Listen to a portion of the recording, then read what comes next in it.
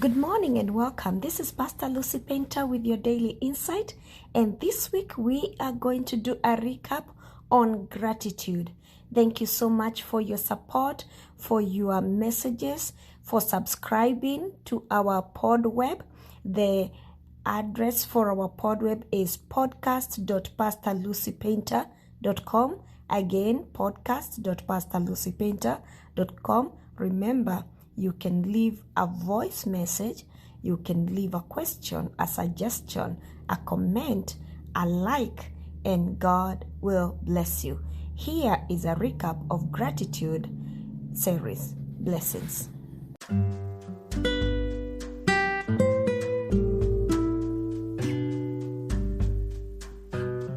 Good morning and welcome. This is Pastor Lucy Painter with your daily insight, and this is Gratitude Day 2.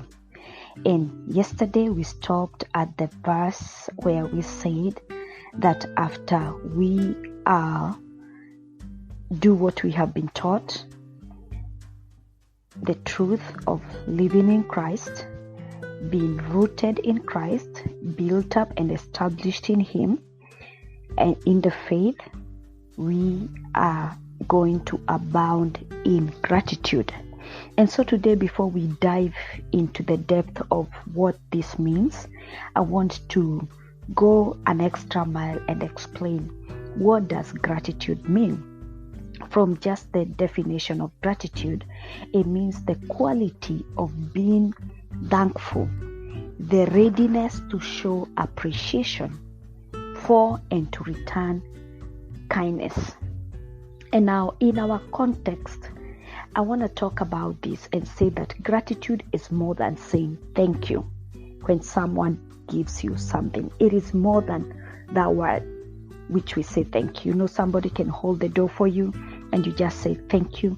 Somebody can give you something and you just say thank you. The gratitude we are talking about is more than that. It is more than an action which we decide to do by an act of willpower. I know that you can say the words thank you when there is not gratitude in your heart at all. You can say thank you and your mind is far away. You can say thank you and your heart is not there. Because sometimes we say thank you because custom may dictate that you say the words when you don't really appreciate what has been done for you. You may say those words just for the courtesy of saying that. So what it takes to turn the words thank you into gratitude is the real genuine feeling of gratitude. So as we dive deeper and deeper into this text and into this topic, I want you to just analyze this and understand that gratitude is a feeling that arises uncoerced in the heart. You are not forced to feel it. It cannot be willed into existence. You cannot will it into existence. It directly, if it is not there, it is not there. So I want to create this scenario. So if you give a 10-year-old child a pair of socks for Christmas or bed sheets, they may dutifully say thank you. But the spontaneous feeling of gratitude will probably not be there. Like if you give him a new video game, there is that feeling of gratitude that might be there if you gave. Sometimes during Christmas, we sometimes buy gifts according to the needs of the kids. We say, okay, I know they need this, but they may want this. So probably what they need will not excite them, but what they want will excite them.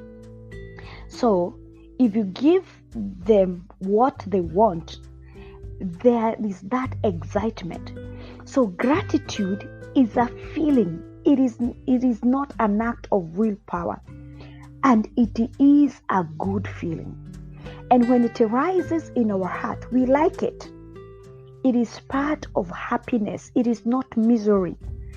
Gratitude is a form of delight. But I want us to go an extra step and say this. Gratitude is more than delighting in a gift. Just now think about the same scenario. We are talking about a 10-year-old or your child, where you give them a game, a video game, and they might just rip up the package and say wow, and just brag about it, and just go to the neighbors, and they want to show everybody the gift they receive. So they will say thank you, but they might not even give a thought to the kindness you did for them in giving them that video game. So they will delight so much in the gift, but still, in the context that we are talking about, we see an ungrateful child, because the delight is not directed to the giver. So gratitude in this context is more than delighting in a gift. It is a feeling of happiness directed towards the giver, the person giving you the gift.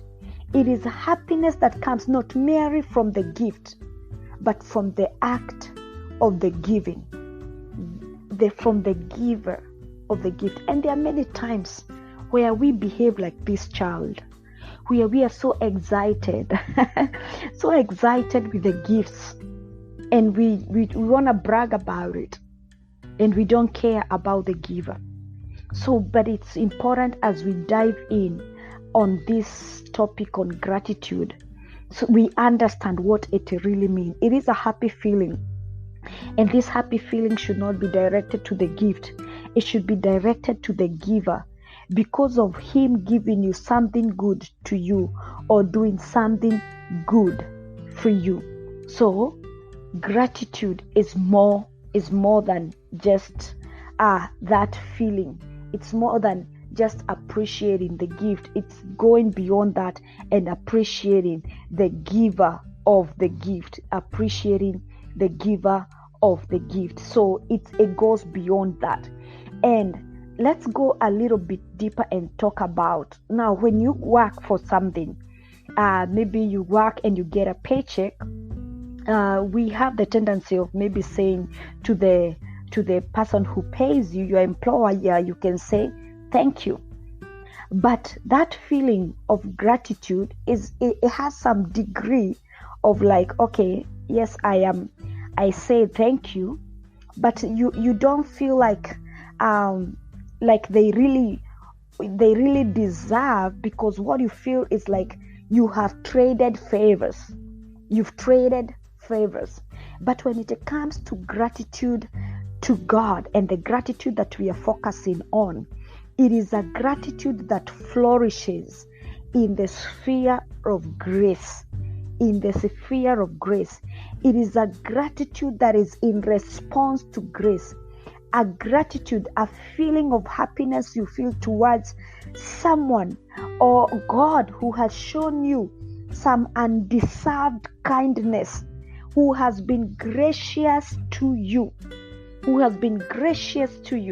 And so when we go back to our text, because this week we are focusing so much on what Paul is talking about, when we go back to our text in the book of Colossians, that is why we can say that yes, we are to live a certain way. So we live in Him. Our life is defined.